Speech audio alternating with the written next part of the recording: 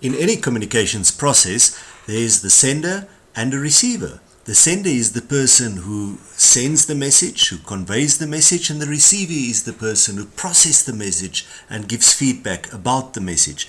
Now, a few things that we have to know here is that this loop takes place in any communicative process.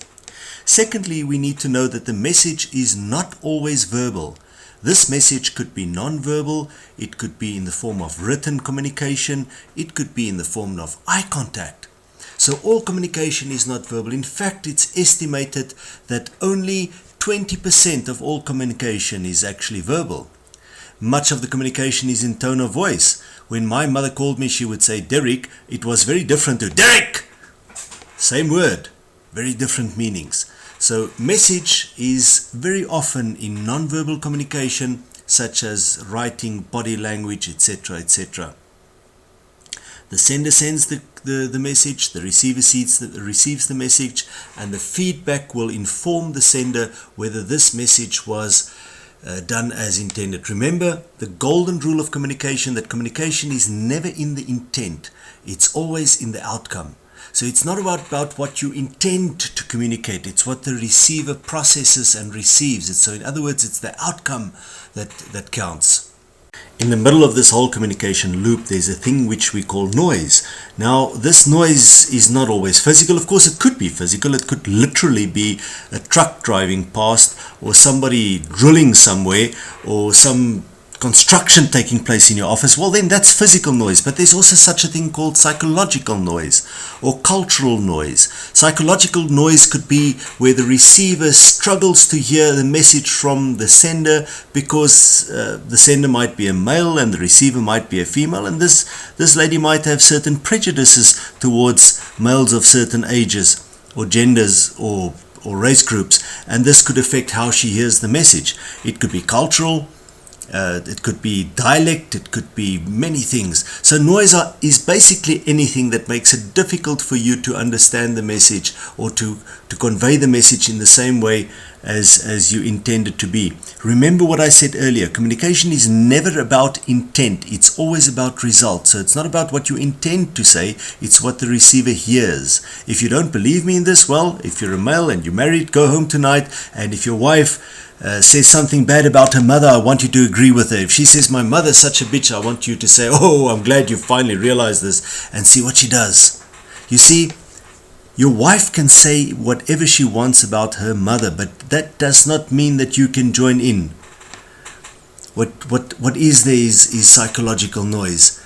There are certain things which certain people would hear in certain ways. Let's explore this concept of noise a bit further and look at the various barriers to communication. The first of 4 barriers that I would like to discuss here is language. This includes semantics, accent, jargon, etc. I travel quite a bit and I train in various countries, and I often find that I have to speak really slowly because people do not understand my accent. I'm from South Africa, and therefore I have a different accent to people in Australia or people in Europe or people in France or America. So accent is something you grow up with and you hear the people around you and you're used to it. Jargon is another thing. There's certain people who in areas who use specific jargon to fit into a genre group. If you're these young people who do a lot of rapping, you'll hear a lot of yo and yo man and things like that. Legal lawyers, people in the legal profession have their jargon. So language could be a barrier to communication if you do not belong to that specific group who use specific jargon, who has specific words and so forth. The second barrier are physical barriers. This could be physical in person, such as a hearing problem or a visibility problem, anything that could hamper the communicative process between two people and is on the body. It could also be external noise, such as construction work, dogs barking, children shouting, etc., etc. The third barrier is probably the one that the world struggles with mostly today, and especially because business has become such a global phenomena where you could have a factory in China, a call center in India, a head office in Germany.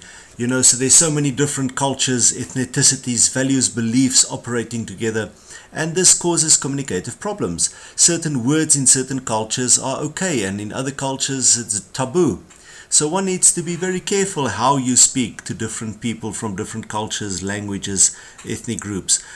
99% of all conflict in the world are value-based. In other words, if you communicate with somebody who has different values to you, the chances of conflict is extremely high.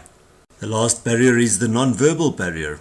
These are body language, communicative and psychological communication. You walk into a pub, you're interested in this young lady standing over there, her arms are folded, she's looking away, you can clearly see that she's not interested. That is a barrier to communication. It's going to be very hard for you to establish communication because she's showing you that she's not interested. This same could happen in business meetings, in boardrooms. So non-verbal communication is very often a very strong indicator of whether somebody is interested in talking to you or not.